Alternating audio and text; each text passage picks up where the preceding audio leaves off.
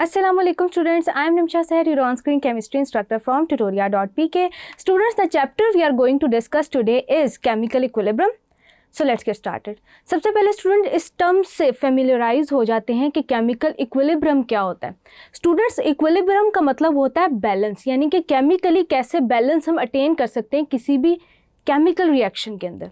Students, आप अपने childhood में कुछ मैथमेटिकल इक्वेशंस ऐसी सॉल्व करते थे जिनमें आप कहते थे कि लेफ्ट हैंड साइड को आप राइट हैंड साइड के इक्वल करते थे तो आपका क्वेश्चन एंड हो जाया करता था.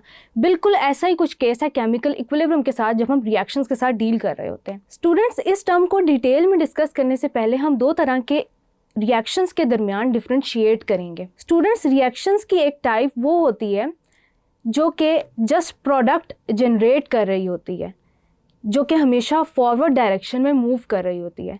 For example, reactions in which entire amounts of reactant are converted into products. Students, ऐसे रिएक्शन के लिए हम स्टोइकियोमेट्री के अंदर टर्म यूज़ करते थे लिमिटिंग रिएक्टेंट की. ये वो रिएक्शंस होते हैं जो जस्ट प्रोडक्ट जनरेट कर रहे होते हैं, यानी कि at the end of the reaction just product हमारे पास अकोमुलेटेड होती है.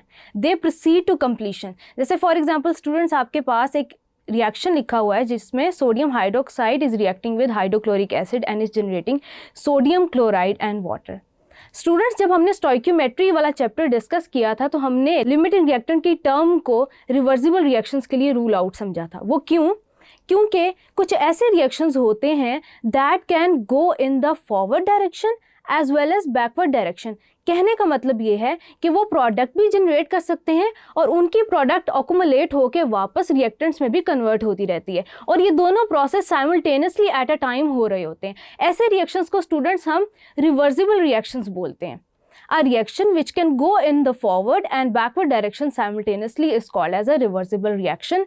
Students, आप एक डिपिक्शन देख सकते हैं कि फॉरवर्ड रिएक्शन कैसे है, यानी कि जिसमें प्रोडक्ट जनरेट हो रही है, और रिवर्स रिएक्शन तब स्टूडेंट्स कैरी आउट होना शुरू होता है जब प्रोडक्ट की ख़ास अमाउंट अकोमुलेट होती है और वो रिएक्ट बैक करके दोबारा रिएक्टर जनरेट कर रही होती है. स्टूडेंट्स, रिवर्सिबल रिएक्शंस कभी भी कंप्लीट नहीं होते.